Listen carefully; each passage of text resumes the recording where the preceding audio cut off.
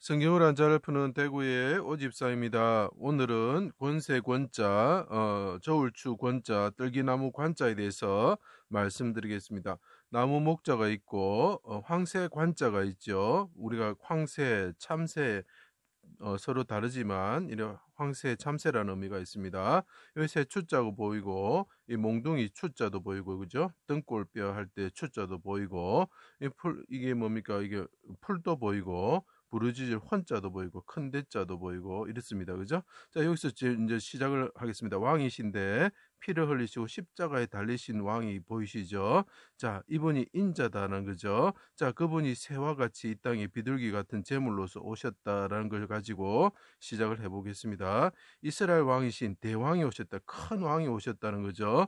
예수님이 자기 땅에 인자로서 사람으로서 오셨다. 하나님이시면서 인간으로의 몸을 입고 큰 자가 오셨을 때에 어둠의 세력인, 자, 중요합니다. 어둠의 세력인 이 세상의 권세를 가진 자들이 가시나무와, 자, 이게 가시떨기나무와 같습니다. 그래서 떨기나무 관자가 되는 거죠.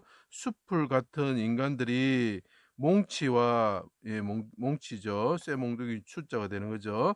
칼을 들고 예수님을 감람산에서 잡아 골고다 언덕에서 애워싸고, 자, 여기서 보십시오. 가시나무 가운데 백합하다 이렇게 표현합니다.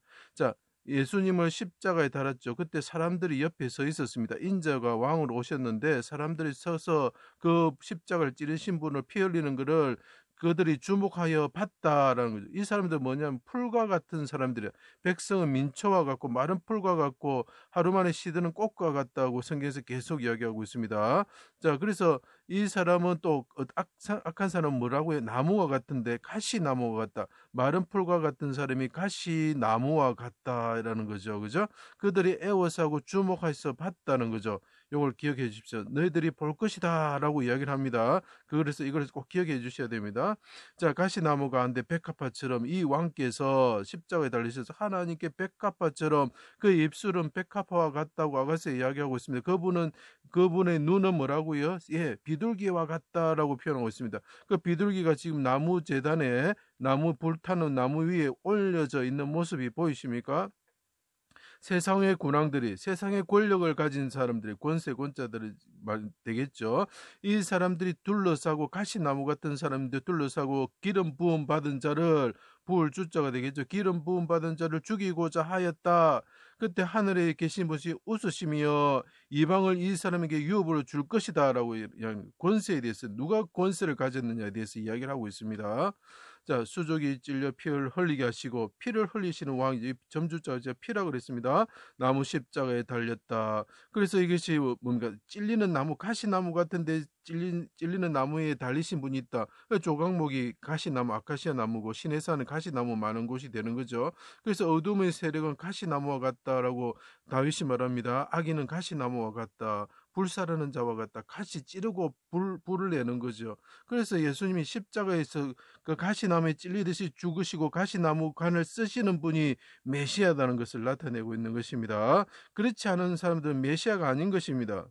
주목하여 보았습니다. 3일 만에 성전을 짓는 자여, 하나님의 아들 이스라엘 왕이면 내려와서 믿게 하라고 조롱하였습니다. 그때 그분이 목이 이게 끊겨지시죠. 비틀어져서 끊겨지는 재물의 비둘기처럼 되셔가지고, 근데 여기서 보시면 세 주째에는 왕도 보이고 양도 보입니다. 그죠? 자, 양은 사슴과 같습니다. 되셨습니다. 그분이 술람이 여인과 같다는 거죠. 해가 빛을 잃고 어둠이 말 때 오직 모태에서부터 어지 되신 하나님께, 하늘과 땅의 권세를 가진 하나님께 내가 마른 풀처럼 되었습니다. 지붕 위에 외로운 참새처럼 되었습니다. 이분이 비둘기와 같으신 분인데 내가 마른 풀처럼 되었습니다. 하나님 아버지, 나는 참새처럼 되었습니다. 참새 관자가 됩니다. 근데 그분의 본성은 뭐지요? 희고도 붉으시고 크신 분이다. 그래서 황새 관자가 되는 것입니다. 자, 참새처럼 되었습니다. 학제비 비둘기처럼 내가 부르짖습니다. 라고 이야기를 하죠. 내 영혼을, 비둘기 같은 내 영혼을 아버지 손에 부탁합니다. 아버지의 손이 뭡니까? 아버지의 권세를 가진 거죠. 아버지께서 막대기와 지팡이로 다스리 이게 보면 막대기 간자가 보입니다. 막대기와 지팡이로 나를 다스려 주십시오. 아버지 손에 부탁합니다. 아버지의 권세에 부탁합니다. 하늘과 땅의 권세를 가지신 분께 부탁합니다. 이 세상의 권세를 가진 자들이 나를 죽이려고 합니다. 마귀의 권세에, 어둠의 세력의 권세에 있는 자들이 나를 애워싸고 죽이려고 합니다. 이렇게 얘기하는 거죠. 마음을 저울질하신 하나님, 오직 당신만이 나의 반석이요 구원이십니다. 저울에 달면 입김보다 가벼운 개같은 세력의 손에서 내 유일한 생명을 구원하여 주십시오. 자, 이 사람들은 풀과 같은 사람들이고 가시나무 같은 사람들인데, 여기 보면 큰 대자에 점주적 합쳐진 뭡니까? 개같은 존재다. 이 사람들은 개같은 존재다라는 거죠.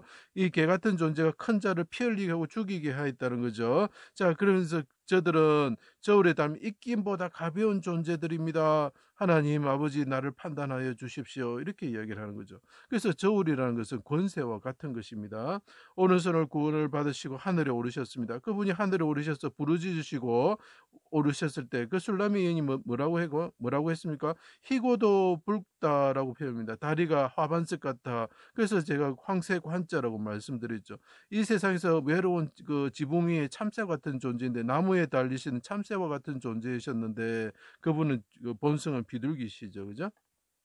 하늘과 땅의 권세를 받으시게 되었다는 거죠. 이분이 십자가에 달리신 피 흘리신 왕께서 만왕의 왕이 되시고 만유의 주가 되셨다는 거죠. 철장으로 다스리는 분이 되셨다는 거죠. 그분이 말라지셨을 때, 막대기처럼 되셨을 때, 그분이 막대기로서 우리를 다스리는 목자가 되셨다는 거죠.